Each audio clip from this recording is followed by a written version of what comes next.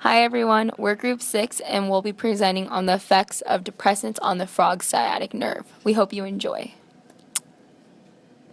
So what did we do in this experiment? So we studied the effects of GABA, ethanol, and lidocaine on threshold and recruitment, conduction velocity, and refractory for our frog sciatic nerve. So let's see what GABA did to the frog sciatic nerve.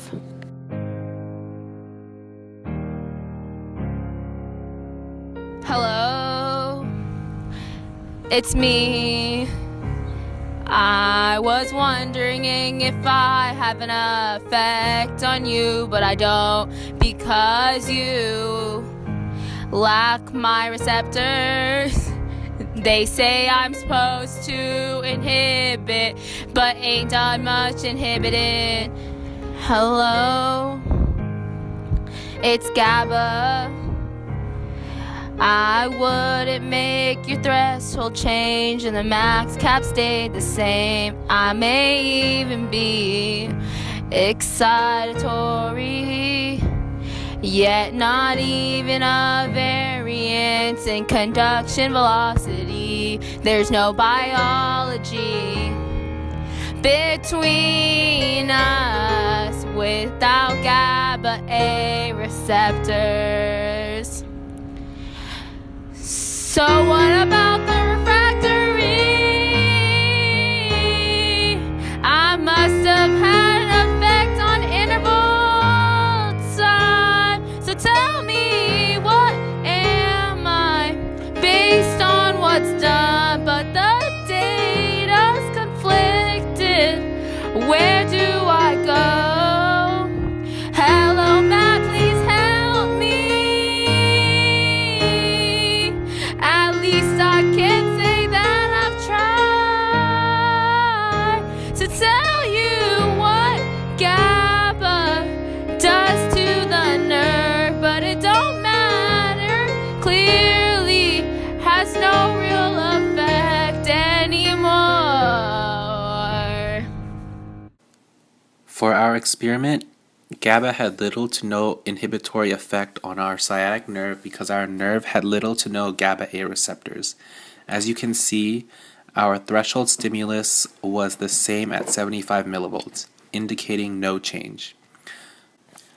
However, the maximum cap stimulus increased from 200 millivolts to 225 millivolts, which may reveal a slight inhibitory effect.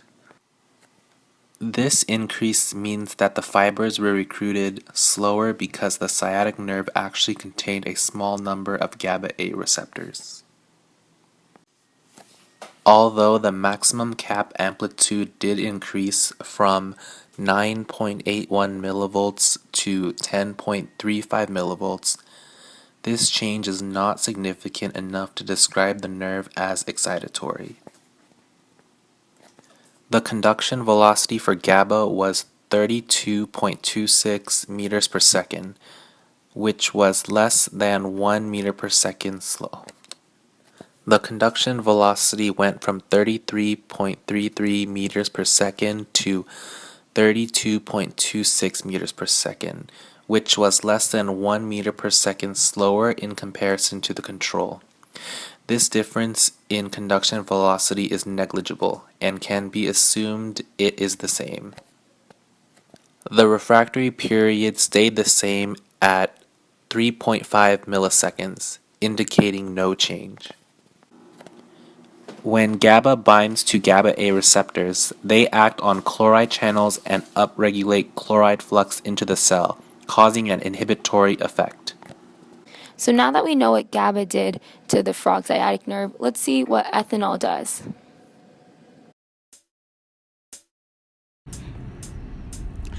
Wake up in the morning feeling like Chris Armor. Grab my lab coat, I'm out the door. I'm gonna hit the lab. Before I leave, take a shot of some ethanol. Cause when I leave for the day, I'm not coming back. I'm talking refractory, saying the same. Max cap going down.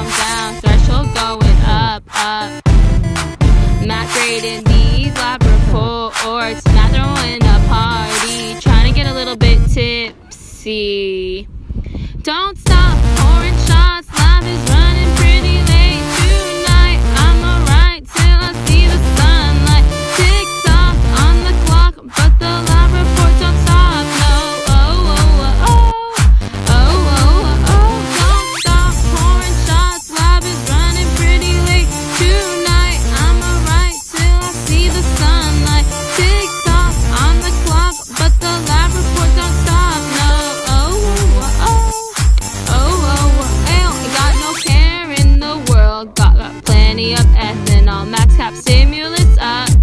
membrane falling apart, and now the conduction velocity is slightly decreased.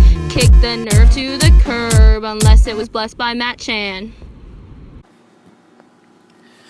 Now I will be explaining the effects of ethanol on our frog sciatic nerve. Ethanol had an inhibitory effect on our nerve due to the increase in membrane fluidity, resulting in more molecules able to penetrate the lipid bilayer. For the threshold stimulus, there was a 10 millivolt increase compared to our control. This shows that the nerve was less excitable since a greater stimulus was needed to initially excite the more sensitive A-alpha nerve fibers.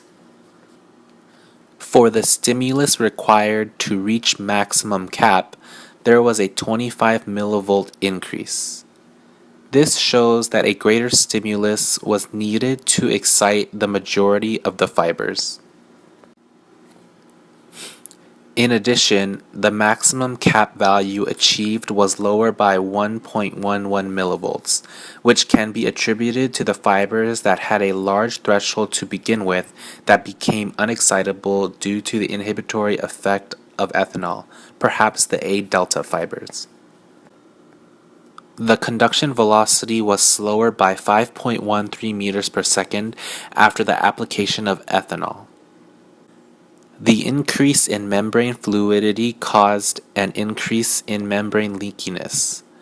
The nerve is unable to undergo efficient depolarization as a result of less positive charge buildup inside the nerve from the less efficient sodium channels.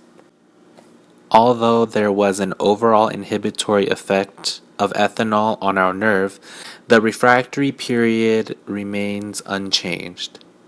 The increase in membrane fluidity and its subsequent effects are not large enough to cause an overall effect, since refractory period is determined by other factors such as permeability, diameter, and nerve conductivity.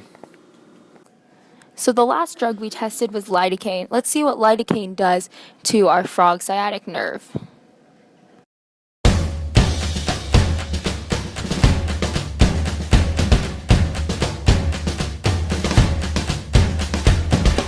No conduction, no conduction, no conduction, everyone. No conduction, no conduction, come on, let's have some fun. No conduction, no conduction, no conduction in the nerve. No conduction, come on, let's do this right. Here and now, it's time for no conduction because of lidocaine. Yeah. The NA channels are blocked by lidocaine. That's what it's all about. There were no threshold or max cap because of neodipole. No dipole with no sodium entering the nerve channel. There will be no conduction. Lidocaine, no conduction. Sodium channels have all been mostly blocked. Lidocaine, no conduction, and it shows when we see no conduction. Make them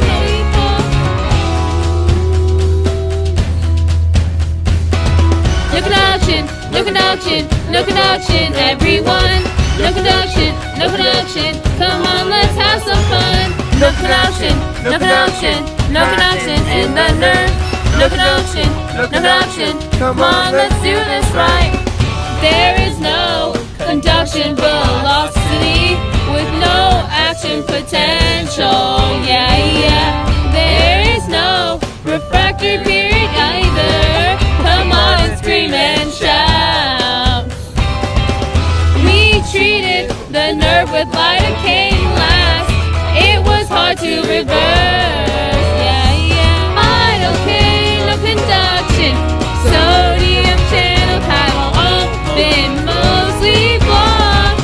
Lidocaine, no conduction, and it shows when we see no conduction. Make them know. After the application of lidocaine to the frog sciatic nerve, no cap was produced even with a large stimulus of 500 millivolts. Normally, a stimulus would depolarize the membrane enough to reach a threshold potential, which activates voltage-gated sodium channels. The activation of these channels lead to an increase in sodium permeability and a net influx of sodium into the cell, causing an action potential. From the effects of lidocaine, there will be little to no influx of sodium through the membrane, leading to no signal propagation down the frog's sciatic nerve. Unable to produce a cap, determination of threshold, maximum cap, conduction velocity, and a refractory period is not applicable. This explains why lidocaine is a popular local anesthetic by stopping pain signal transmission to the brain. Blame it on the null. Got you feeling slow. Blame it on the null. Thrusting higher than control. Blame it on the ethanol. Blame it on the ethanol. Hey, it's getting pretty lit. Soaked in null for 10 minutes. Cause my fluidity's messed up, channels permeability change too easy. I know what the velocity won't do, but don't like that decrease gon' do as the nerve membrane changes from inside. CV going nerve getting stupid, more dipole for getting drop to ions crawl. I can't do this.